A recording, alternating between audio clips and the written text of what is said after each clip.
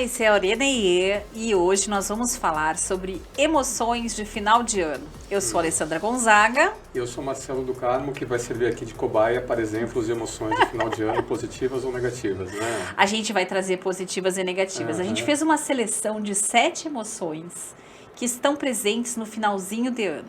E como todo ano tem um fim, a gente espera, né? A gente vai experimentá-las pelo menos uma vez por ano. Sim. Esse é o certo, né? Há quem diga que a gente ainda está em 2019, né? Mas não. A gente pode estar num looping do tempo, né? Pois é. Mas enfim, se 2022 acabar, e esse foi um ano bem comprido, né, gente? Nossa. Então, se você ainda está em 2022 ouvindo esse podcast, talvez você escute a gente no futuro. Pois é. E aí, nesse caso, aguarde o próximo dezembro para descobrir se o que a gente está falando faz sentido, né? Se o set de emoções selecionado vai ser melhor, né? Então vamos começar. Tu me deu aqui uma listinha de emoções. Vamos começar pela confusão, então. Perfeito. Vamos começar pela confusão. Primeiro fala pro povo o que tu tem aí na tua frente. Então, eu tenho na minha frente um dicionário chamado The Emotion Thesaurus. Eu até tava para pesquisar isso. Tu sabe por que chama Thesaurus, mano? mano? Eu sei o que se chama Thesaurus. Por quê? Thesaurus é um desambiguador. Olha que palavra difícil. Esse documento, esse livro especificamente, ele foi elaborado para apoiar escritores, autores, novelistas. Então, quando o camarada ele quer descrever um estado emocional de uma personagem, ele traz a emoção, o significado da emoção, e coisas que esse cara pode estar pensando, coisas que esse cara pode estar fazendo, o que ele não estaria fazendo, como que essa emoção pode evoluir. Mas é assim, essa emoção é isso, aquela emoção é aquilo.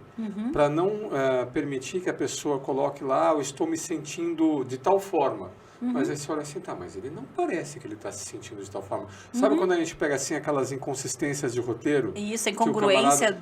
O discurso do camarada não combina com o que ele está fazendo. Fala, não, peraí, se o camarada ele fala que ele está nesse estado emocional, ele tem que estar agindo assim, assim, assim, assim. Então, um Thesaurus é um desambiguador. Que lindo! Isso é isso, aquilo é aquilo. Não confunda, por favor. Né? Então, não é assim uma simples definição da emoção. Tem toda uma estrutura de comportamentos, pensamentos, evolução. Eu vou pegar uma aqui só pra gente poder colocar cada emoção. Olha, Olha qual que eu abro. Amor não era do final do ano, tá? Ela tá vindo só porque eu tô na frente do Marcelo. Olha lá. E eu abri e hoje a gente estava nos bastidores falando e cantando juntos. E temos alguém aqui da produção que está buscando o seu amor, hein? Sim, olha, já tá abençoado. Até junho ele ganha, né? Até junho é o Tobias, né? Então, muito bem. Dançou, Tobias, sinto muito. Então vamos lá. O que vem em cada emoção, tá? Vem uma definição, vem sinais físicos e comportamentos, sensações que a pessoa tem, o que no caso a gente só vai saber de fato se for um personagem de um livro. Alguns autores são muito bons em falar, ou se no filme a gente tiver um narrador da voz interior dessa pessoa, né? Respostas mentais, mesma coisa, né? E algumas respostas de longo prazo para cada emoção, sinais dessa emoção estar sendo suprimida ou estar sendo, né, resguardada, quando ela escala, quando ela amplia-se, como ela fica, quando ela diminui, né, de intensidade e verbos possíveis associados. Inclusive, tem algumas dicas para escritores. Eu acho fantástico esse trabalho. Se você é escritor, se você é roteirista, se você trabalha com storytelling, esse é o tipo da obra que... Então, para o pessoal da psico, né, você tem lá o diagnóstico estatístico médico, né, que fala para cada transtorno todas as características desse transtorno. Então, uma pessoa com esse transtorno, ela tem esse comportamento, aquele comportamento, ela apresenta isso com mais frequência, com menos frequência, etc, etc. É como se fosse um DSM das emoções. Né? Tem 130 emoções aqui. Nesse Thesaurus aí são Neste aqui são 130. Tem vários, não tem só isso. As autoras, tá? Angela Ackerman e Becca Puglisi. Essa, infelizmente, não sei se existe esse Thesaurus em português, né, Má? Não. Então, a gente vai traduzindo aqui, vai pegando para nós, pegando de carona, claro, dando aqui o crédito para as autoras, né? Então, vamos lá. Confusão. Primeiro. Vamos pegar a confusão. E aí, a gente tem 7. O amor é a 8ª, então o amor já veio de brinde, tá? Então, confusão. Aí, aqui tá ela, ó. O que tu quer que eu pegue, Má, pra gente poder comentar em cima? Conta pra gente primeiro o que significa uma pessoa estar confusa e o que essa pessoa confusa demonstra, né? Quais são as É uma características da espécie pessoa de confusa. difusão, de fog, de névoa mental. Né? Então, a pessoa, quando ela está confusa, ela não tem foco atencional. Esse é o ponto. Confusão, né? Então, eu fico sem foco, eu fico difuso, né? Eu não sei para que lado que eu corro. Não tá legal, eu não sei se é o caso, eu só compro uma bicicleta. Talvez esse fusion, eu tentando pegar aqui a etimologia da palavra, né? Tem a ver com esta fusão com diferentes olhares meus. Eu fico dividida em diferentes olhares para a realidade e isso me faz ficar sem saber para onde olhar, né? Então, alguns sinais físicos da confusão, essa dificuldade de completar tarefas, a gente fica se batendo na gente mesmo no final de ano, né? Eu lembro desde lá os primórdios, quando eu vim para Porto Alegre em 95, como é que era a gente chegar no centro da cidade uma semana antes do Natal até o Natal. Nossa, se você não está confuso, você fica. Só colocar o pé no centro, você vai ficar confuso. Então, não é tanto pela quantidade de gente, é um estado mental coletivo, né? Eu acho que isso acaba acontecendo em momentos como no final do ano, porque nós temos essa questão cultural de associar o final do ano a um encerramento de ciclo. Isso. E aí o que acontece? A gente vê o relógio andando, a gente vê o tempo acabando, a gente vê o ciclo se fechando. Se encerrando. E a gente se dá conta, né, de tudo que a gente gostaria de ter feito ou precisaria ter feito, né, para sentir assim, ufa, né, cumpri a minha missão nesse ciclo. Pai, não dá mais tempo agora. E agora?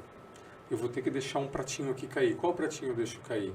Onde que eu corro primeiro? O que eu faço primeiro? E a gente se dá conta, né, a gente é acometido assim de um senso de urgência e a gente compara o nosso senso de urgência, tudo que a gente se propôs a fazer e não fez, e o tempo correndo, o tempo escasso correndo, e fala, nossa, e agora o que eu faço? O que eu faço primeiro? O que eu ainda faço, o que eu não faço? Quem que eu desaponto? Né? Quem que eu deixo na mão? Né? Qual pratinho nossa, que vai então, cair? de fato, olha é uma só que emoção interessante, muito frequente. Olha só no corpo, a sensação de aquecimento do corpo, vale ainda mais pra gente com o verão aqui, né? A gente tá justamente com uma onda de calor em Porto Alegre acontecendo agora. Há uma sensação de estômago até dilatado, olha só que interessante. E algumas coisas que são de respostas mentais, eu achei interessante. Pensamentos que congelam, sensação de estar se sentindo exposto ou julgado. E olha que legal isso aqui, ó. Respostas de longo prazo, e vai bem na direção do que tu estava dizendo. Não conseguir entregar, tá? Uma perda de produtividade, levando a uma perda de autoestima. Sim. Sensação de não poder cumprir promessas. Nossa. Olha, gente. Aí a gente tem uma armadilha que é muito comum, né, nessa fase de final de ano. Tem muita gente que tem aquele hábito de fazer as listinhas, né, os wish lists, né, ou os to-do lists para o próximo ano. Então, o que acontece? Esse ano não deu. Mas no próximo ano eu vou fazer. Eu quero paz no meu coração, quem quiser ter um amigo que me dê a mão. E aí a gente começa a se colocar essas listas, né, de coisas que eu não consegui fazer, mas é como se a gente tivesse assim um arrego, olha, não deu, mas eu prometo, né, que o ano que vem eu vou conseguir fazer. O problema de você fazer essas listinhas num estado de confusão, num estado de culpa ou de baixa autoestima, é que você foca justamente nas suas imperfeições. Isso. Do tipo, eu estou me sentindo meio gordinho, vou ir para academia para emagrecer. O que está ali por trás disso? Cara, você está gordo, hein? Eu preciso aprender uma língua. Puxa vida, você ainda não aprendeu uma língua estrangeira, ainda. Você vai perder seu emprego. Então, quando a gente está nesse estado de confusão, é como se a gente pegasse a nossa autocompaixão e jogasse fora. E a gente pegasse assim todas as armas, pegasse assim todas as flechas e atirasse em nós mesmos. E você coloca nessas listinhas, né, uma relação de tudo que você precisa fazer e não fez pela sua incompetência, pela sua falta de capacidade de realização. E aí o que acontece? Durante 1, 2 dias, a primeira semana ali, você fica assim ainda que entorpecido, né, nessa sensação de não, agora vai, mas a vida é a vida, né? Assim que você começa a não cumprir E essas como suas janeiro tem promessas, 50 dias, você ainda vai ficar remoendo isso. aí Tá, mas aí a gente vai guarda dar para rebote. janeiro. Tá, Tá. guarda para janeiro, porque em janeiro a gente vai ter o Não faça rebote. essas listinhas, não caia na armadilha, né, de colocar essas listas de tudo que você deveria ter feito e não fez. Não faça promessas para si mesmo nesse estado de confusão. Não caia nessa.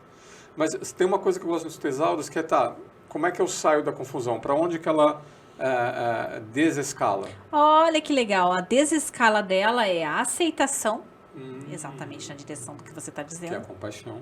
A curiosidade, que é, como é que será que vai ser o ano que vem, né? Como é que será que vai ser a ceia de Natal, antes da gente ir pro ano que vem? Como é que será que é um Natal em que eu não vou comer, por exemplo, peru?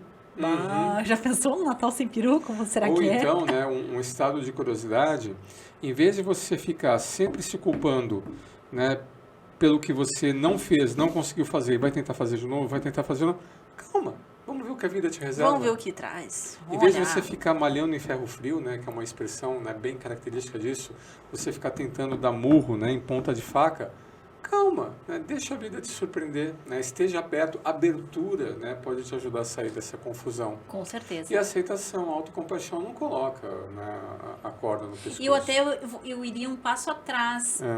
Mais do que a abertura, que também vai virar, essa vai ser uma emoção para janeiro, a gente vai ter que lembrar dela, né? Que a gente vai ter que ter as de começo de ciclo também, com certeza. Mas eu acho que a gente tem que trabalhar as causas raízes. Esse é o ponto principal. Eu acho que é bacana esse entendimento do que deu certo e do que deu errado, sem o chicote na mão, sem ficar se autodepreciando, como tu bem trouxe. Mas eu acho que vale o aprendizado de saber por que isso ainda é um desafio para mim. Por que eu não consigo... Por que eu olho para esse assunto e ele me causa um mal-estar? E não ter o compromisso de fazer ele em 1 mês ou 2 se tu não conseguiu fazer em 1 ano. Sim. Né? Então eu não sou contra ter tudo list para o ano que vem. Desde que você coloque isso de uma maneira mais aberta. Por exemplo, ao invés de dizer, eu tenho que ficar 10 quilos mais magra, como as pessoas ensinam a fazer metas, eu acho que talvez a meta seja, eu quero ter uma relação mais saudável com o meu corpo. Coisas que te façam bem. Eu quero ter uma alimentação mais saudável. Então, que a tua meta não seja uma camisa de força. Exatamente. Né? Que seja uma coisa mais leve e, ao mesmo tempo, um compromisso pelo bem-estar geral. Muito bem. Vamos pela ordem aqui? Qual que é a próxima emoção aqui? É vergonha. Será que era a primeira ali, o ashamed? Não, vamos lá. Não vamos tentar fazer do inglês para o português. Essa ordem que tu tá vendo aí, 1, 2, 3, é a ordem que vai aparecer no nosso site da Conexão IE. Então pega a próxima aí. Pega a primeira que tu quis botar o olho. Acho vergonha. Que mas eu queria... Tá, então agora tu já pegou vergonha, eu te pedi para botar vergonha, então vamos lá. Vergonha que a gente trouxe para cá é o embarrassment, tá? Não é o shame. Embarrassment.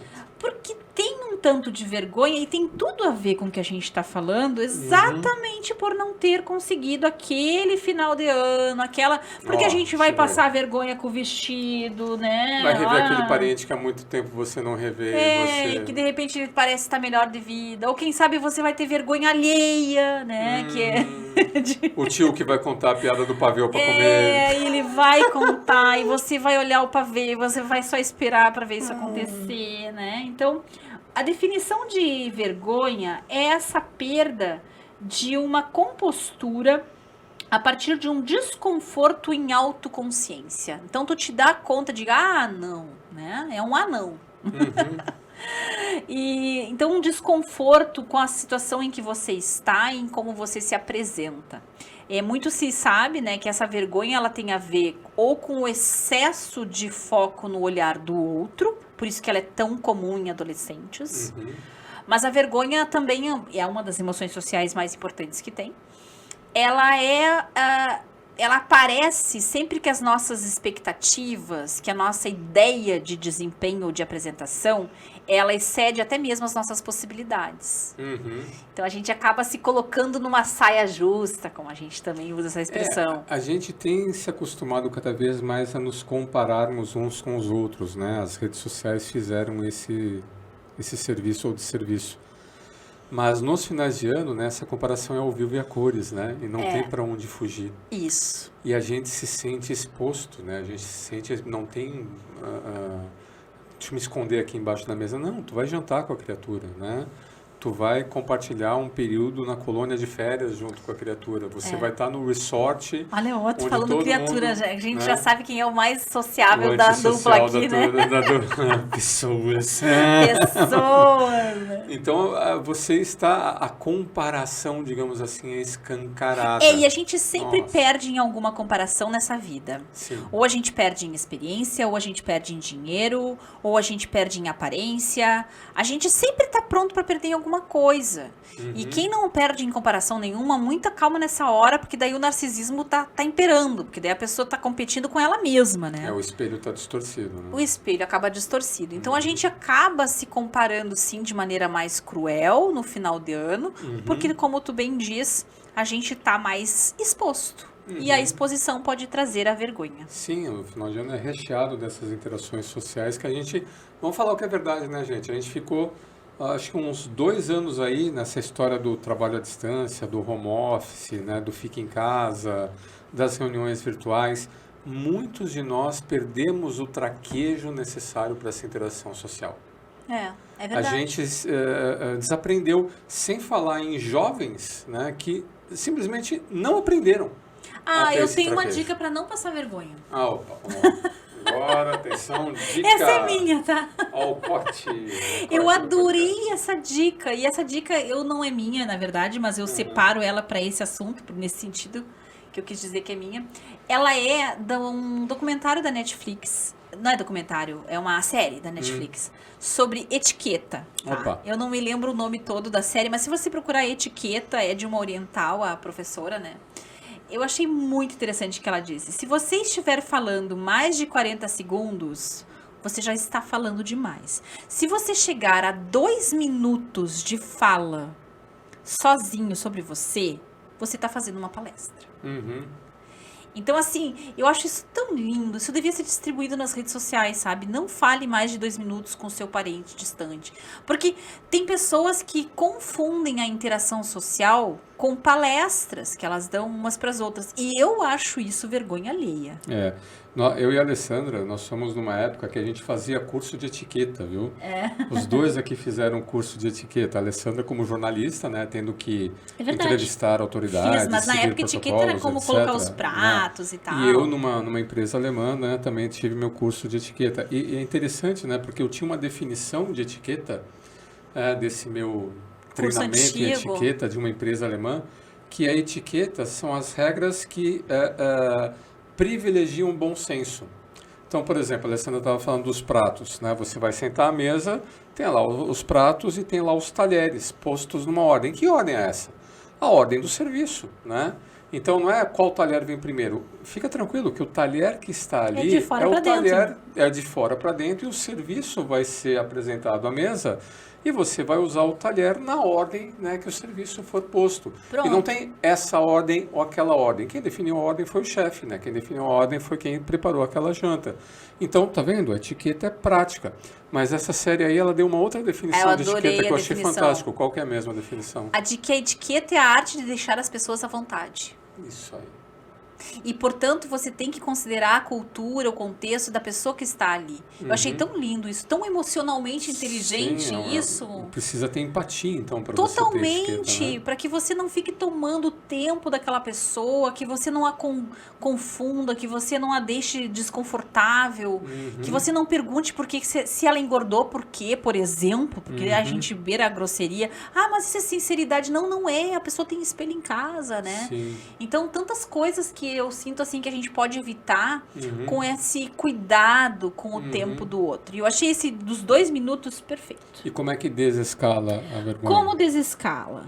Ela pode desescalar a partir e nem sempre é uma desescala positiva, tá? Às vezes ela decresce e ainda fica uma emoção negativa. Sim, claro. Então a gente tá falando de uma emoção social bem negativa, a vergonha. Então ela pode desescalar para a insegurança, que é aquela coisa mais contida, mas a pessoa ainda está insegura. Ela pode desescalar para um certo alívio, sim, porque acabou a situação em que a pessoa está passando vergonha, acabou a pergunta, acabou o contexto, o palco. E ela pode desescalar para gratidão. Ufa, acabou. Que é a próxima. Gratidão. Vamos pegar a próxima? Legal, Gratitude. gratidão. Vamos pegar a gratitude, então. É uma emoção positiva para variar. Vamos pegar uma Gratitude, positiva. Então, claro que nem tudo são agruras, né? O final do ano faz a gente ficar mais apreciativo, né? Se sentir grato é se sentir apreciando o que se viveu. E ela é, por isso, uma emoção extremamente poderosa. Inclusive, está nas dicas de livros desse mês, lá na Conexão IE. Vai estar nas dicas de alma. Porque é um livro que se chama Gratidão. Maravilhoso, que a gente vai trazer aqui em outro episódio. Então, a gratidão é um sentimento que protege a gente de uma série de intempéries na vida. Porque ela olha para tua experiência e diz, ok, se sofri ou se não sofri, importante é que emoções que eu vivi, né? Como é que é a música do Roberto? Se chorei ou se sofri. Se chorei ou se sorri. Sorri. Nossa, agora eu denunciei a idade aqui. Se chorei ou se sorri, o importante é que emoções eu vivi. Então, a gratidão, ela traz essa apreciação independente do que se tenha vivido, um sentimento de que valeu a pena, né? De que coisa boa estar aqui onde eu estou e poder viver a vida que estou vivendo. Já que no final no encerramento do ciclo a gente faz um balanço, né? É lembrar de fazer o balanço também das coisas boas, né? Das graças que a gente conseguiu obter, das nossas conquistas, né? E o que eu acho também da gratidão, que é um sentimento assim muito poderoso, é que mostra assim, ó, qual que é o teu lugar nesse universo que você está habitando. Uma pessoa grata, ela entende que o que aconteceu com ela, o que deixou de acontecer com ela, lógico, né, tem o esforço dela, tem o papel dela, mas uma andorinha só não faz. Isso, né? Perfeito. Então, quando você desperta esse sentimento de gratidão, a gente lembra das nossas conexões, que é até uma outra emoção positiva. Vai ser a próxima aí. A gente lembra que, olha, puxa vida, que legal. Então, já que isso aconteceu, eu vou aproveitar para agradecer esse ou aquele fulano, né? Esse ou aquela situação, essa ou aquela empresa, esse ou aquele cliente, esse ou aquele fornecedor, porque se não fosse ele, a gente não teria conseguido. Aproveitar, vamos agradecer, Má. Vamos. A gente está falando em gratidão, vamos agradecer nossos clientes, agradecer nossos amigos, agradecer você que está nos ouvindo. De vez em quando a gente recebe assim algum print de tela, estava ouvindo o Arena IE, né? Manda para nós se você está ouvindo no @ConexãoIE, diz o que está achando, coloca aí o próximo comentário, né? É bacana demais ter você nos ouvindo. E essa gratidão, no final das contas, ela nos dá uma sensação, ela nos lembra que a gente não está sozinho, né? Então, assim como lá no ano, né, ao longo do ano, pessoas cruzaram nossos caminhos, né, e nos auxiliaram, por que isso vai deixar de acontecer, né? Então, é para a gente se lembrar que a gente não está sozinho. Vamos fazer diferente agora. Em vez de desescalar, para onde que a gratidão escala? Vamos aumentá-la, né? Então, ela escala, quando ela aumenta, ela vai para satisfação. Satisfação, aliás, é uma emoção que está na galáxia da felicidade, mano. Olha lá. Ela é tão importante, a satisfação, que ela está lá na galáxia da felicidade. Estado de bem-estar, peacefulness, que seria essa paz de espírito, né? Uma paz de espírito. E uma sensação de conexão. Vamos para conexão, então. Vamos para conexão. Olha só, uma tá chamando a outra, que interessante. Vamos lá, vamos para a conexão.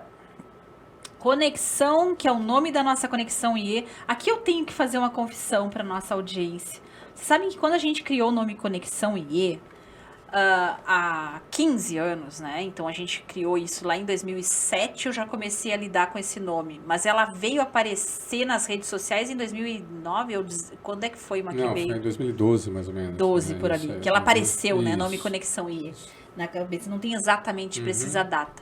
A gente já tinha atividades... Tem que ver nosso vídeo institucional, né, que a gente vai colocar no ar aí. Isso, né? Vamos colocar. Mas eu ia comentar que muito pouco se tinha essa palavra conexão.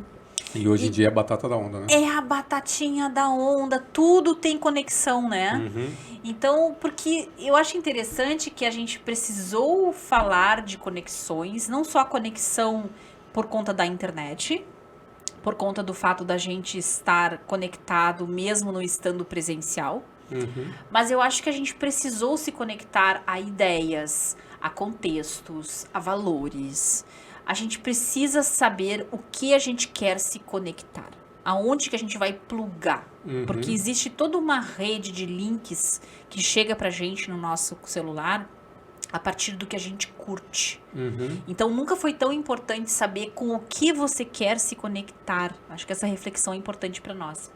E a definição de conexão é a experiência de um estado de proximidade significativa com outros, com o mundo e até com o próprio universo.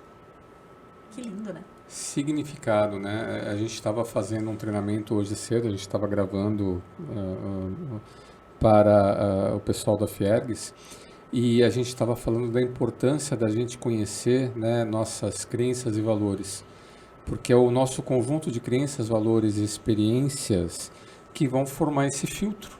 Exato. Que vai falar para mim, olha, esse tipo de conexão é significativo para mim, esse tipo de conexão não é significativo para mim.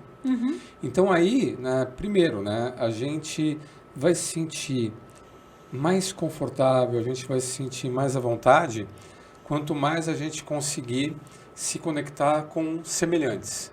Quanto mais a gente conseguir se conectar com pessoas, com atividades, com eventos, né, que façam sentido para nós. E esse fazer sentido, quem fala o que faz sentido não? O nosso algoritmo interno de filtro do Google, né, da nossa cabeça, é o nosso conjunto de crenças e valores. Só que aí tem o outro lado da moeda, né, que é o Narciso acha feio tudo que não é espelho, né? É verdade. Então, o nosso principal desafio, Ali, é a gente promover a abertura nessa conexão, né? A gente conseguir enxergar significado, a gente conseguir enxergar valor em conexões que ampliem o nosso universo de atuação. Porque, em última análise, quanto mais você conseguir ampliar o seu universo de atuação, maior vai ser o seu impacto na vida dos outros e mais você vai ser impactado. Se você confia nas suas crenças e valores, eu sei que você vai buscar conexões construtivas, né? Conexões de bem. Então, aqui eu acho que o desafio de você aumentar a conexão é você conseguir ampliar esse filtro de busca. É você conseguir enxergar sentido, né, em outras coisas que hoje você não enxerga sentido. Então, é necessário promover essa abertura, né? Essa abertura ao novo. Sair do mais do mesmo. Eu acho muito Isso. importante esse pedido, essa necessidade que nós temos de sair do que a gente já conhece. Porque o nosso cérebro, tu estava falando isso hoje na aula, eu Sim. achei muito legal isso que tu comentou sobre a retina. Comenta isso pro pessoal. Por exemplo, a gente está fazendo uma gravação aqui do podcast e nós temos refletores aqui, né? Se você pegar e focar, né, a sua vista numa luz muito forte por algum tempo, quando você tira os seus olhos dessa luz e olha para alguma superfície escura, você vai ver ali a sombra, né, dessa luz. Aquela luz vai ter deixado uma impressão na sua retina. A mesma coisa acontece no nosso cérebro. Os nossos hábitos, nossos costumes, o que a gente gosta, o que a gente não gosta, provoca essas impressões dos nossos circuitos cerebrais. Os nossos neurônios, eles se arranjam de uma forma a definir um padrão e repetir sempre aquele padrão, até que esse padrão ele se torna automático. Você não precisa mais pensar sobre isso, você não precisa mais refletir sobre isso. Eu costumo dar um exemplo, né? Se eu perguntar para você qual é a sua cor preferida, você nem precisou responder, a resposta já veio na tua cabeça. Tá atrás de ti, inclusive. Adoro essa cor do fundo do nosso cenário. Em algum momento na sua vida, você se debruçou sobre essa questão e chegou, não, a minha cor preferida no meu caso é azul, né? E isso vem na sua cabeça. E olha só que interessante, pode ser que nem seja mais azul. Pode ser que a paleta de cores atualmente, né? Eu lembro quando a gente pegava assim, que cor você gosta nos manuais, né, de escoteiro, quando a gente era criança, e vinha ali 8 cores. Nossa, se você pintou algum cômodo na sua casa recentemente... Umas 1.500. A matiz de cores é fantástica, né? E a gente segue repetindo azul. Por quê? Porque em algum lugar lá atrás a gente gravou azul e é sempre azul. Em algum lugar lá atrás você falou que não gosta de sushi e você não vai comer sushi. que você não gosta de churrasco e você não vai comer churrasco, né? Então, a gente precisa tomar cuidado para não cair nessas armadilhas. Porque quando a gente fecha muito esse filtro das conexões, a gente, em última análise, está deixando de tirar todo o proveito, né, que essa vida pode nos trazer. A gente se torna rígido. Isso. E a gente começa a ter na nossa vida mais do mesmo.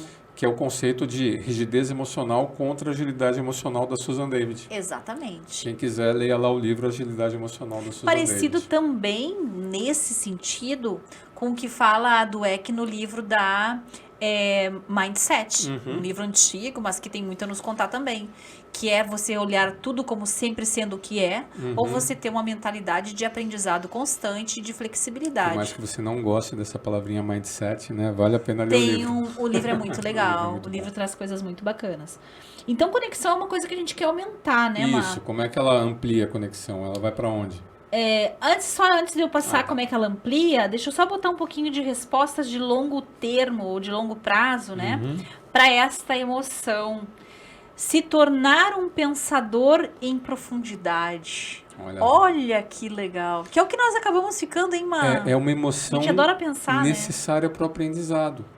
Se você for pensar, quando você aprende alguma coisa, você pega um conhecimento e o aprendizado implica em você pegar esse conhecimento e associar, colar a um conhecimento que você já tem. É assim que o cérebro adulto aprende. Você pega um conceito novo e você fala, não, mas isso daqui é parecido com isso. Por exemplo, na minha primeira formação em engenharia de eletricidade, eu trabalhava com sistemas elétricos. Aí eu fui fazer uma graduação em administração. Pô, sistema de gestão tem a ver com esse sistema elétrico. Aí eu fui fazer economia. Bom, um modelo econômico, um sistema, né, tem a ver com isso. Então, a gente vai pegando novos conhecimentos, vendo similaridades. Fazendo a consciência. E colando, né, fazendo a consciência, fazendo a assimilação desses novos conhecimentos em conhecimentos que nós já temos. Por isso que quanto maior a sua base de conhecimento, mais fácil fica aprender. Porque você encontra mais lugar para pregar ou para conectar esse conhecimento novo que você está assimilando. Então, a conexão ela é importante até para o aprendizado. Né? Olha só que importante esse sentimento. Muito legal. E, aliás, deixa eu comentar, então, você está se conectando para ser meu colega, é isso? Pois é. A gente já anunciou isso aqui? Eu acho que não, né? Não sei, né? Eu me matriculei num mestrado em psicologia. Né? Não é lindo isso? Olha isso é muito legal. Eu vou ter Forever Learning. Mestre em psicologia também. A ideia é a gente fazer escalas de assessments, né? A gente já tem algumas que nós representamos aqui no Brasil e a gente vai ter as nossas, que nós vamos produzir aí. Que bacana. Vai ser modelos, né, de comportamento que eu vou colar nos modelos econômicos, que eu vou colar nos modelos de engenharia. Que nós vamos juntar tudo isso. E eu vou dar um nó nos professores, coitados. Ou eles em você. Mas vamos. Você vai ver que a psique é uma delícia para dar uns toques na gente. Então vamos aumentar a nossa conexão, tá? Isso. Então aqui, para a gente ampliar ela vai para a sensação de uma espécie de wow, como é difícil de traduzir essa emoção, né? É um encantamento, né? É um encantamento, porque daí que vai o awesome, né? Mas é um encantamento que ele te arrebata, ele é um arrebatamento, né? Com maravilhoso. Com o maravilhoso, com o fantástico. Pensa que você foi lá naquele lugar paradisíaco e você subiu no topo da montanha. Isso. E você tá vendo aquela vista, tá vendo o mar ao longe e fala assim... Isso. Nossa, aquele uau. Aquilo que o Jung chamava de luminoso.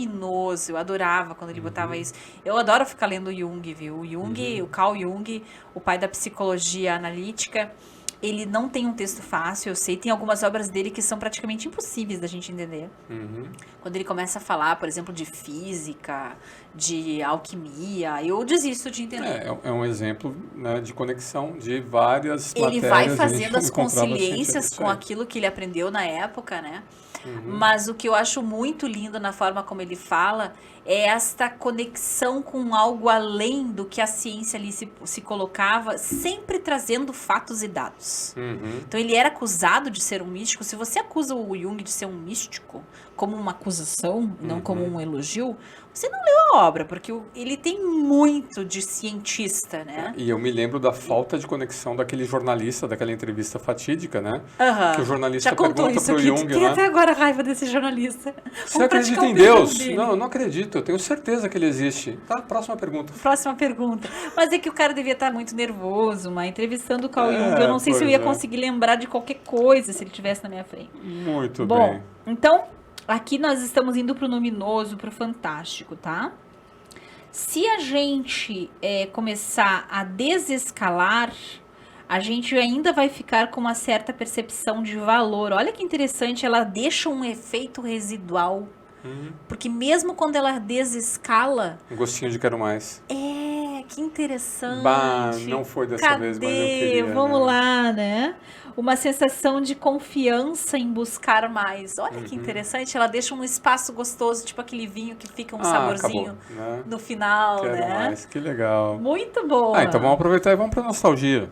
Nostalgia, então vamos lá. Nossa, nós acabamos com as positivas daí, é isso mesmo? Vamos deixar por último a antecipação, né? Então a nostalgia fica pra próxima e depois a gente tem mais uma negativa só Que é a antes. incerteza. Ah, incerteza. Eu acho que a gente devia voltar pra ela, Então pra tá. depois acabar com algumas mais positivas. Joia. Porque de incerteza a vida já tá cheia. Eu tô querendo poupar vocês das emoções negativas, mas a verdade é que a vida tem de tudo, né, gente, no menu.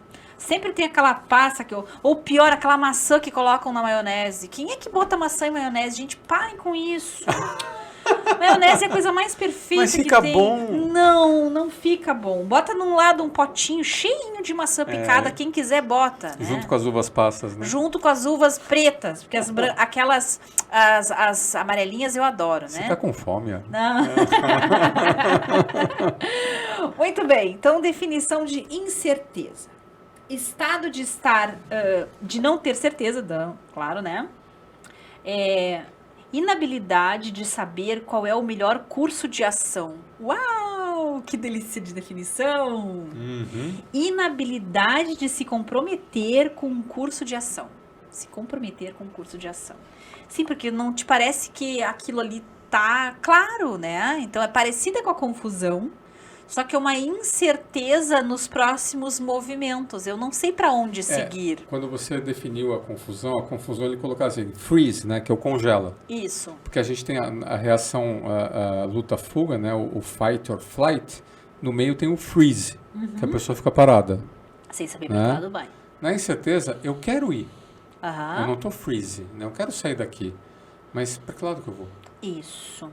Aqui diz que é uma sensação de estar numa espécie de armadilha. Então, não ter clareza, não estar claro, ou até ter clareza, mas você não se sentir confortável com as opções que se apresentam. Aí tem aquela história do teu livro, né, do Conexões Inteligentes. Conta pra gente lá qual que é uma das saídas, né, pra gente chegar a esse desempate, né? Tem que ser pelas emoções, né? Então, hoje eu estava fazendo um exercício que foi proposto lá pelo professor Gary Lowe, do nosso grupo do EITRI lá, do Instituto de Pesquisa e Desenvolvimento de Inteligência Emocional, que a gente faz parte. E ele tem no livro dele esse exercício que eu achei extremamente interessante, que é para conectar a mente racional e a mente emocional. Porque a nossa mente racional, a parte mais pensante da nossa mente, digamos assim, a parte mais organizada, seriada, lógica, até pensando em lateralidade cerebral, comumente se dá pro lado esquerdo do cérebro, essa função vai, né? Nas pessoas que são destras, né? Nas pessoas que têm esta lateralidade, né? Pela Dr. Gill lá, segundo ela, é mais ou menos boa parte aí da população que é no lado esquerdo do cérebro. Neocórtex, né? Então, esta mente racional, ela nos traz o nosso dever, o que a gente precisa fazer. Ela, na psicanálise, seria o nosso superego, né? Então, aquele que diz assim, ó, vai por ali porque essa é a norma, é isso que se espera que uma pessoa na tua idade, na tua condição, faça, né? Então, a gente tem que ter essa mente ali do lado, a gente não pode ignorar o que ela diz. Mas a gente também precisa conhecer o nosso querer, o nosso desejo. E aí a gente está falando da nossa mente emocional, tá? E não necessariamente aqui lado direito do cérebro, porque geralmente lado direito é imagens e outras coisas, mas é Mais o também sistema aqui. límbico ali. Diz a doutora Gil que o nosso lado direito do cérebro, ele tem mais ligação com essa visão holística de todo, e não necessariamente o self biográfico tá ali no lado direito, né? Então, só para fechar as duas lateralidades, para a pessoa não ficar com a janelinha aberta aí de pensamento. Então, a nossa mente racional tem o que eu preciso fazer. A nossa mente emocional tem o que eu desejo fazer. E eu deveria colocar isso em duas listas paralelas. E só depois de olhar para essas duas listas, e basta olhar, não precisa fazer grandes análises, basta olhar, eu consigo decidir o que eu vou fazer. O que eu decido fazer. Então, eu devo decidir olhando para o que as minhas duas mentes têm para me dizer. E essa sua mente emocional, ela que provê sentido, né, para a sua escolha racional. Porque é muito difícil você se propor alguma coisa que não faz sentido para ti. E o que faz sentido? Porque se você for analisar um problema complexo, incerto, apenas do ponto de vista racional, muito provavelmente você vai acabar com listas de prós e contras para cada uma das suas opções e você não vai chegar a lugar nenhum. Porque você não vai conseguir valorar os prós e contras, né? Esse pró, quantos contra vale? Né? Vou começar a colocar uma pontuação aqui, vou fazer um score. Qual vai ser o critério, né? Quantos pontos vale, né? Exatamente essa definição de sentimento para o Jung. É esse nosso sistema de valoração da nossa realidade. E aí é essa mente emocional que nos fala, não, isso tem valor, isso não tem valor, isso tem mais valor do que aquilo. Mas o que pode acontecer quando tu fizer as tuas duas listas? Ali, as minhas listas estão opostas. O que eu preciso fazer é o oposto do que eu desejo fazer. Aí, meu amigo, minha amiga, você está vivendo um dilema moral. Porque é uma crise de valor. O valor te diz uma coisa para um lado e um outro valor te puxa para o outro lado. Vou dar um exemplo muito claro de um dilema moral. Uma mãe, como eu já vi, indo para a aula de manhã, deixando seu filho bebê numa escolinha e indo trabalhar. Então, ela não deseja fazer isso, mas ela precisa fazer isso.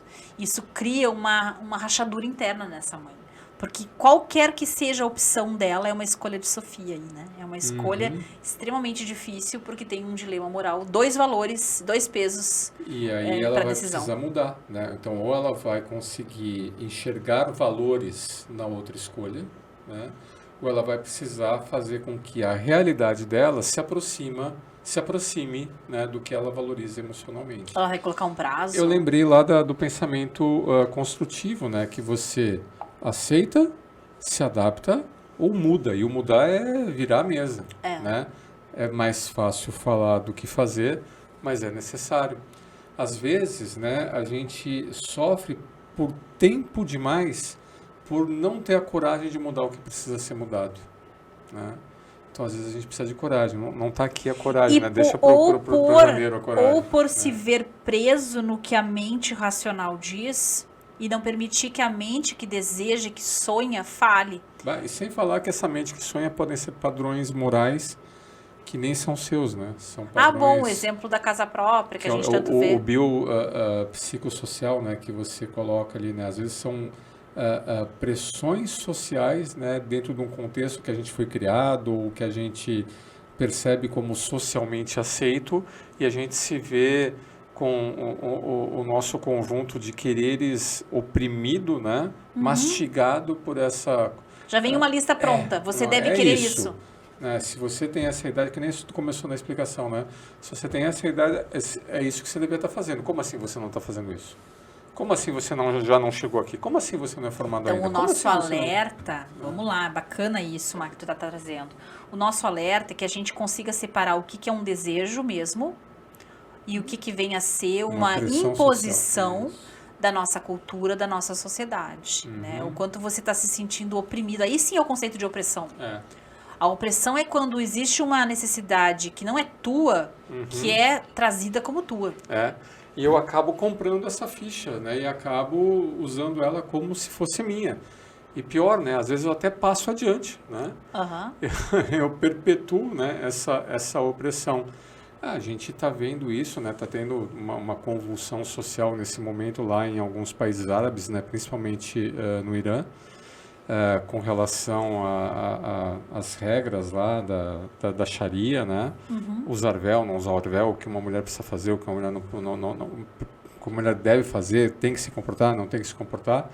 E quando a gente estudou isso, né, Ali, a gente viu que muitas dessas regras são passadas adiante pelas próprias mães, né? As pessoas ficam chocadas com isso, mas você nunca experimentou estar vivendo numa cultura. Isso. Voltei ao meu querido professor Sidney Oliveira, já falecido do doutorado. A cultura é o caldo em que a gente é cozido. Então não é simples a gente modificar uma coisa que é trazida numa cultura, não é? E como assim você não faz parte, né? Nossa, isso é muito, muito complicado. Muito bom. Vocês viram que a gente vai ficando um pouquinho down, né? Quando a gente pega uma emoção negativa. A gente vai descendo um pouquinho nossa, Ali, socorro, né? Vamos voltar para as emoções positivas urgente, porque elas nos dão um fôlego, né? Ufa. Então, a gente quer sair, a gente quer desescalar essa emoção. E a principal que aparece aqui para desescalar é a aceitação. Então, em primeiro lugar, se eu não posso mudar a minha realidade, se a minha lista de dever está muito longe da minha lista de querer, eu preciso aceitar o que eu vivo hoje. Porque quando eu aceito o que eu vivo hoje, o que eu posso entregar hoje, eu vou ganhando condições para efetivamente encontrar a mudança. Eu vou fazer uma leitura, concordo com essa tua leitura, mas vou oferecer mais uma leitura. Aceitar, né, as consequências das nossas escolhas. Perfeito. Porque às vezes a gente fica assim, mas eu vou errar, e se eu errar? Cara, a gente vai errar muitas vezes na vida. A gente vai errar. O que a gente tem que fazer? A gente tem que encarar esse erro como uma oportunidade de aprendizado. Errar é humano, né? Então, quando a gente escolhe, mas pode dar errado, pode ser que eu magoe alguém, pode ser que... Tudo bem, a gente vai viver bastante tempo, né? A gente tem todo o tempo do mundo. Tomara. E aí a gente tem que fazer, né, desses limões que a vida nos entregar, em função das nossas escolhas, limonadas. A gente tem que aprender a encarar de frente, né? Eu lembrei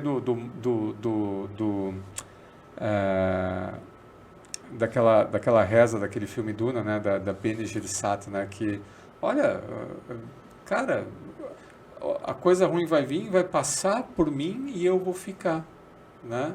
Então eu tenho que enfrentar os meus medos, enfrentar as minhas inseguranças, né? Endurance, que eles chamam isso. E quanto mais você, assim, errar, né? Vamos tirar o peso desse erro. Quanto mais experiências você tiver, mais preparado você vai ficar para as próximas experiências, né? Então aceita. Tem um outro consolo que a gente pode dar, se a tua realidade está muito difícil, só para a gente fechar esse rol das emoções negativas, de que a gente não tem a grande colcha da nossa vida até que anos se passem. Então, quando a gente olha para trás, a gente já viveu um tanto para poder olhar para trás, não muito a ponto de ficar pequenininho o nosso passado, no sentido de como se fosse uma vista, né, que a gente vai ficando mais distante. Mas a verdade é que quanto mais longe a gente anda, mais as coisas vão fazer sentido. É aquele commencement speech, o discurso de formatura do Steve Jobs na Universidade de Stanford, né? O Connecting the Dots, isso, né? Onde ele vai lá e ele fala para os formandos, né, que muitas das escolhas da vida dele, que quando ele estava fazendo aquelas escolhas pareciam assim sem sentido algum. Perfeito. Lá na frente, ele olhando para trás e falando, olha só como esses pontinhos sentido. se conectam e nos trazem até onde a gente está hoje, né? Então, às vezes é necessário dar tempo ao tempo, né, Ali? Isso aí. Muito bom. E aí, isso já tá me dando uma certa nostalgia, mas só de falar nisso, já comecei a me lembrar, por exemplo, quando você falava das escolhas estranhas, eu lembrei da minha primeira habilidade lá de datilógrafa. Olha. Eu já coloquei isso no meu currículo, que eu era datilógrafa. Já pensou que legal botar no LinkedIn datilógrafa? Acho que as pessoas vão dizer... Tantas palavras por minuto? Quantas palavras por minuto? 60 words per minute, né? 60 palavras por minuto. Nossa. Era muita coisa, mano. É a velocidade da fala humana. Na verdade, a minha foi... 60 é o mínimo. E eu passei raspando pelo mínimo para ser datilógrafa ou typist. que era 62 words per minute. Né? A minha velocidade é catando milho com 2 dedos de cada mão. Pois então, porque tem que ser o tempo da fala humana. É como a pessoa está falando e você está captando ali. Você presenciou isso acontecer? Eu presenciei. Como que isso... Nossa, as pessoas se impressionavam. É interessante. Eu tô falando e ela tá digitando o que eu tô falando e tá aparecendo ali na tela. Deixa eu tomar cuidado do que eu vou falar aqui, porque ela tá ouvindo de verdade. Né? Por mais ou menos uns 8 anos foi aquilo, nosso início da consultoria. Eu ia para as reuniões com o Marcelo, gente, e a gente ia arrecadando as práticas de gestão das empresas. E quando terminava a reunião, eu projetava. Já tinha como projetar? Era isso já, né? Era projetor, mas tinha, né? Tinha. As empresas eram grandes, tinham projetores já. Empresa rica. E aí a gente projetava e aparecia na tela aquele Word digitado. Nossa. Pois então, hoje não faz mais o menor sentido. Mas foi isso que me levou aí para as empresas contigo.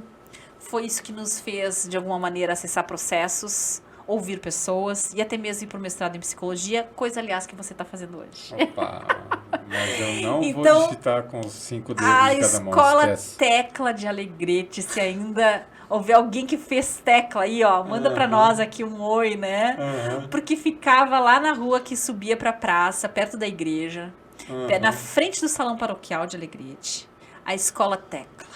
Nossa. E tá lá o legado, né? Que agora eu tive uma certa nostalgia de lembrar. Olha só. Então, ter nostalgia é se dar conta, encontrar um momento no passado que você gosta de ver e gostaria até de revisitar. Tá? Me lembrei que na escola Tecla eu fiquei 4 meses, mas eram 4 meses para te fazer, se não me engano, umas 4 apostilas. E eu fiquei todo o primeiro mês sem conseguir passar das primeiras folhas. E eu achei que eu não ia conseguir fazer o curso mesmo, eu já estava à beira de desistir. Mas depois eu entendi que meus colegas, eles espiavam. E eu levei a sério a coisa de que não podia olhar para, né, o teclado, né, da máquina de escrever. E daí eu fiz o restante dos 4 meses, eu avancei nas apostilas, porque daí finalmente eu ganhei a tal da posta em marcha, né? Daí eu aprendi, eu demorei aquele tempo todo para memorizar o teclado, né? E eu me lembro que tinha uma passagem de Chaplin na parede, que a gente ficava lá vendo, vou ter que ir atrás agora de frases de Chaplin. O que te trouxe nostalgia a gente falando aqui, Má? Tua vez agora de pensar um pouquinho em nostalgia. Eu vejo assim a força da nostalgia quando... Eu não sei muito bem se é de fato nostalgia, né? Mas a gente teve uma vida de caixeiro viajante, né? A gente saía vender no interior de São Paulo, a gente saía fazer proposta para as empresas, E às vezes, né, nem sempre as nossas incursões de vendas, né, eram bem sucedidas. Mas sempre que a gente estava a caminho, né, sempre que a gente estava para visitar um novo cliente, que a gente ficava lembrando, né, tudo que a gente já tinha percorrido, tudo que a gente já tinha feito, tudo que já tinha dado sucesso, tudo que não tinha dado sucesso, esse reviver nos energizava. E verdade. A gente ganhava forças para ir lá e bater na porta, né, do próximo cliente e falar, não, vem aqui, vamos vender inteligência emocional. O que é isso? Né? As pessoas não sabiam o que é isso. Como assim inteligência emocional? Uma coisa não casa com a outra, né? Mas esse revisitar, né, o passado é uma coisa que sempre nos energizou. Né? Isso é importante que tu tá dizendo, porque as pessoas confundem nostalgia com melancolia. É verdade. E é importante dizer que o passado ele não precisa ser uma fonte de tristeza. E eu acho que quem falou muito brilhantemente sobre isso foi o Dr. Viktor Frankl. Quando ele saiu do campo de concentração, eu sei que eu estou dando uma super virada aqui, mas me veio essa passagem do livro Em Busca de Sentido, do Viktor Frankl. Ele comenta isso, me tiraram tudo? Não me tiraram tudo, o meu passado me pertence. Então, embora ele não tivesse mais nenhum parente vivo, ele entendeu que aquele passado o constituía, era quem ele é. Sim. Então não está lá atrás, está aqui hoje, porque me compõe. Então essa é a noção aqui que diferencia a nostalgia da melancolia. Não é que eu perdi e ficou lá atrás, faz parte de mim. E ninguém pode me tirar isso. É um tesouro que me faz ser quem eu sou. Ah, eu lembro daquela cena do filme Amistad, né? Isso, linda que cena. Não vamos dar spoiler. Busca o filme aí. Assiste Amistad. Amistad. Isso. Amistad. Aham. Vale a Nossa, pena. que filme, né? Que atuação. Nossa. Muito bom. Nossa, quantas referências, Mar. A gente tá muito nostálgico hoje. Ah, pois é. Como é que a gente quer escalar ou quer desescalar a nostalgia? A gente quer escalar. A gente quer escalar? Não, avalia aí, tu que tá com o tesauros na mão Pois aí. então, é interessante porque ela pode escalar pra felicidade ou pra tristeza. Olha que interessante, porque se você escalar ela errado, você escala pra tristeza, porque ela vai se aproximar da melancolia. Daí você vai pensar, meu Deus, eu perdi, não tenho mais, né? Agora, se você escalar do jeito certo, que é esse jeito de incorporar as tuas experiências do passado como estando com você agora, nesse momento... O recordar é viver. Né? O recordar é viver novamente. aparece. Interessante, né? Como é que você vai usar a tua nostalgia? Muito bom. Use para o bem, cuidado para não cair na armadilha. Cuidado né? para não cair na armadilha, porque daí ela vira melancolia, vira tristeza, vira um fosso. E aí você não vê valor no teu presente, e aí né? A gente está na fossa. E aí tá na fossa. Muito bem. Bom, então terminamos a nostalgia. Vamos para a última emoção da nossa seleção, até porque nós estamos com 53 minutos de conversa. Vamos lá, dá tempo para mais uma. Hein? Então, a emoção que vai finalizar nossa seleção de final de ano é a antecipação. Nossa. A expectativa esperançosa, aguardar para que vá acontecer. A nossa contagem regressiva, os dias que estão se passando para que a gente possa finalizar um ano, trocar aquele númerozinho no calendário e que faz toda a diferença, né? A esperança com o ano novo que chega, né? A esperança com o novo ciclo, tudo aquilo que a gente deseja que dê certo, né? Algumas respostas mentais da antecipação. E aqui a gente deixou ela... A gente podia ter feito isso com a nostalgia também, mas a nostalgia a gente entendeu que ela tem um caráter mais positivo, né? A antecipação a gente vai colocar ela como uma emoção mais neutra, porque depende do que você está antecipando e de como você lida com as respostas delas, tanto física como mentalmente, né? Então, algumas respostas mentais da antecipação. Ficar divagando, o tal daydreaming, né? Ficar sonhando, viajando, o tal viajar no patê, né? Nesse caso no pavê. Bah, que terrível esse trocadilho.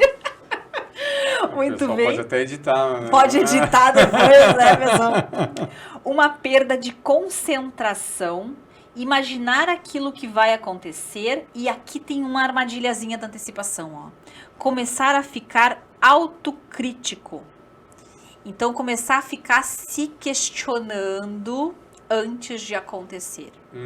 Então, se preparando para o que vai dar errado, se preparando para não dar certo. Alguma coisa que você sabe que vai perder, né?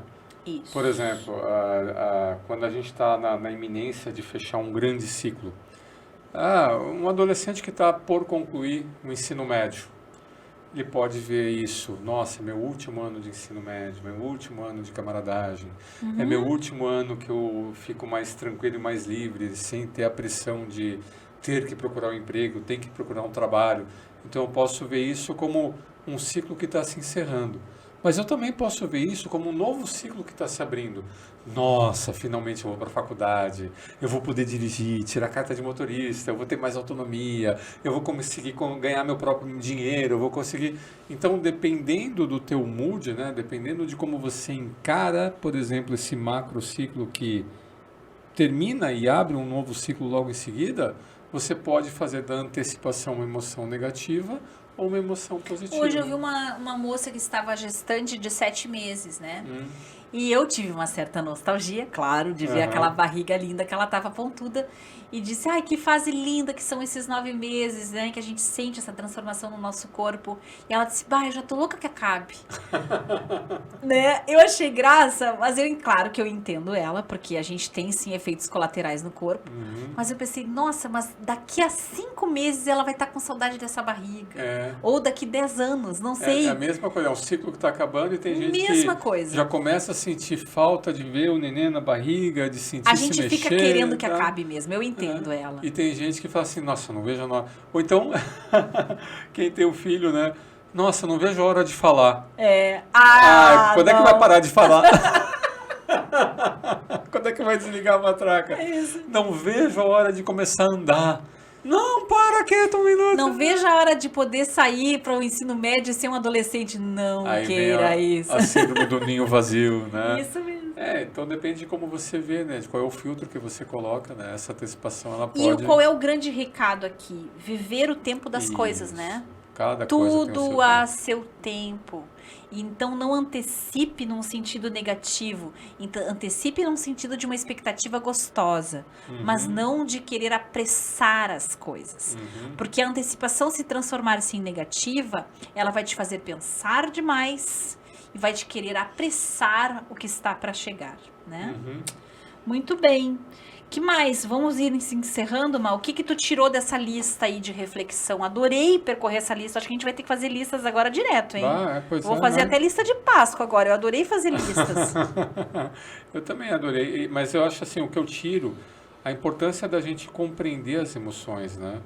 Porque às vezes a gente está sentindo, a gente brincou aqui das emoções positivas ou negativas, e essas emoções positivas ou negativas, elas podem escalar, né, para aspectos mais positivos ainda, ou aspectos mais negativos ainda, mas a próprio escalamento dessa emoção, a própria transformação dessa emoção, a modificação dessa emoção, ela depende da gente ter um bom entendimento do que essa emoção significa.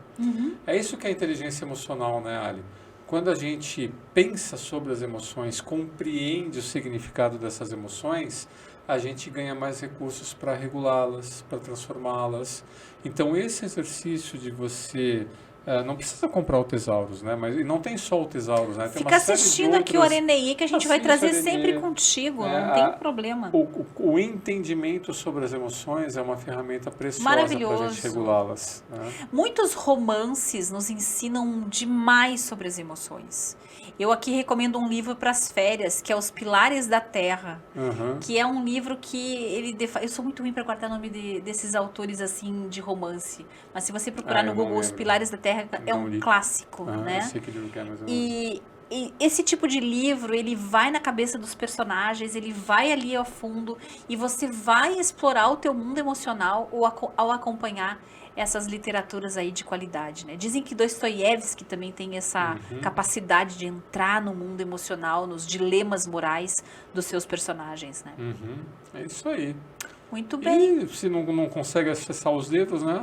Assiste aqui, né? Ou Assiste escute no com a podcast, né? Isso. O Arenie, né? No Spotify, né? No Spotify. No né? Spotify e no YouTube. Isso. Muito obrigada, pessoal. A ideia que a gente tem aqui na próxima Arenê, a gente vai falar sobre o lado bom do lado ruim, que é o nome de um livro, inclusive, que a gente já colocou no nosso material de base, do Dr. Daniel Barros, tá? Então, no nosso próximo Arenê, a gente vai falar sobre o lado positivo das emoções negativas. Nos siga, nos curta, compartilhe se você gostou, né? Se você não gostou, manda pra sogra. Isso, aproveita, né?